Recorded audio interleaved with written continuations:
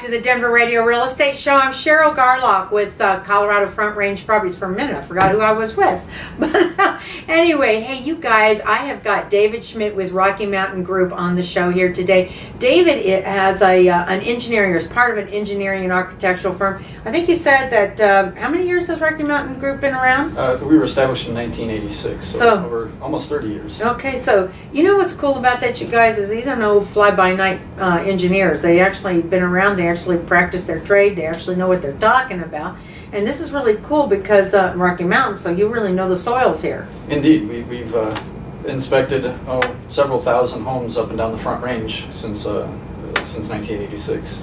And you know, people don't always realize that, you know, the importance of soil conditions when it comes, David, to their homes there. But it's like they find out really fast after they start noticing major league cracks, you know, in foundations. Yeah, and soils is one of the biggest things because that's what your foundation is resting upon. So maintaining that condition is of utmost importance. Absolutely there. You know, it's kind of like when people buy like a brand new home sometimes there. I try to tell them that their soil is really a central, integral part of the structure and the quality of the house. And sometimes, you know, you don't know that the house is past the test of time yet because it's brand new. It's kind of like when a developer takes a large development land area, or filing is what we call it there, and they sort of plow it up, so to speak, and shape it and grade it a little bit there. It's kind of like making a cake. I bet, do you ever make any cakes? Rarely. Well, maybe your wife does, but anyway, if you've ever made a homemade cake there, you're sifting flour and you got all this dust settling. So you have a problem with compaction in soils the same way. It takes a lot of time for that to do because until it's compacted, it's not solid. In addition, you've changed the moisture infiltration, so now you don't, because you have a house there, you don't have water coming in certain places, but then you have downspouts putting it in other places. So you've changed how the water gets into and below foundations. That's right. That's why I'm paranoid when it comes to those blizzards there, and I dig that stuff away there. So, but anyway, so let's talk a little bit about a theme here called forensic engineering. Tell me a little bit more about what that really means in layman's terms. When we say forensic engineering, what's the study of? Well, forensics is really the art of going into a house, looking at all of the issues going on with the house, inside and out, and determining what's happening with the structure, good or bad. Mm-hmm. And if, you know, a lot of times people will do a home inspection when they contract for a property there. And a lot of times if the home inspector particularly really suspects that there might be a structural issue with the house there, that is beyond their scope of expertise there. So at that point in time, they're going to usually recommend a structural engineer evaluate it.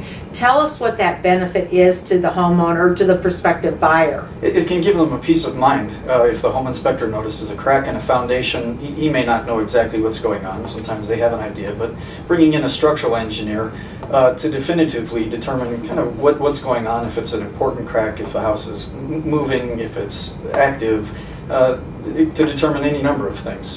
Plus remediation, what you could do, maybe to preventative measures to keep the structure from getting worse. Okay, and if the structure does need mitigation, let's say, I guess that would be that. Is that the right word? Mitigation. That's one word. Certainly. That's one word there. It needs fix it. Okay, that might be an easier word there or phrase there. Can you give the home buyer and homeowner there some ideas as to what steps might be involved in the fix-it repair? Certainly, and a lot of the recommendations we would make would be things that they can do, fixing the drainage around the house, downspouts, those kinds of things that they can take care of, and then keeping an eye on it, see if anything continues or gets worse. You know, you mentioned something there, the grading and the drainage around the house there, and I think, gosh, I can't even begin to tell you guys how many home inspections I have been on, but I will tell you, countless times, I always hear the home inspector, it's really a case of pleading the fifth, you got to know that there. Oh, they always tell you to go ahead and drain away from the foundation, you know, slope it at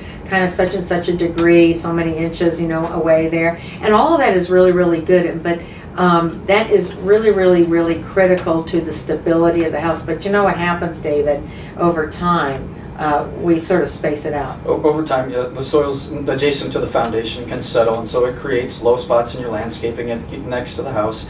Also, downspouts, when somebody has a tip-up downspout, those are the worst because every time I go to one, the downspout's tipped up, And Yeah. the water's just dumping next to the foundation. Yeah, you know, and what you mean by the tip up is you've raised that extension tube so it's straight up and parallel with the side of the house there, so you could mow. And then somebody forgot to put it back down, and then we had a big rain, and one rain after another, whatever it was there. And yeah, you got to have water, I think, drain at least 4 to 5 feet away from the foundation, generally speaking. Isn't that right? Downspouts, we recommend that they terminate about 6 feet from the house. Drainage in general, we recommend that it slopes away from the house for about 10 feet. Uh-huh. So that it's out of the backfill zone, it's out of the basement zone, basically. Right. Now, you know what, I got to tell you guys something. If you're thinking about buying a brand new home, and you guys do know that the lots have gotten smaller with the decades. Isn't that right, David? A lot smaller. A lot smaller. You know, you got the 1940s and the 50s and the 60s. You had these big, gigantic lots. You know, they had no idea land was going to be valued so much there. And then by the time the 70s hit, they were still pretty good size. But boy, oh boy, 1980 rolls along, and 1990 and 2000s, and you got postage-size, stamp-size lots. Barely enough room for that 10-foot drainage. Just barely. And then you have to be concerned about your neighbor's drainage onto your property and how that can affect your house. Absolutely there. So that's really good there. Does the foundation movement always imply really super duper costly repairs? Not necessarily. If you can mitigate, get the water away from the house, and it may stabilize and may not move again. Mm-hmm. But again, the key thing is water. Right. Getting it away. And people should probably not be freaked out about a crack. I mean, there's different kinds of cracks. There's really serious cracks that are really thick and deep, and there are also some cracks that are like little hairline things. But just because you see a hairline one does not mean that it's something to freak out about and worry about. Is that right? It certainly does not. And so that's why you should have somebody professionally evaluated to see. The crack is a part of a puzzle, and so it's understanding how that piece fits into the overall program.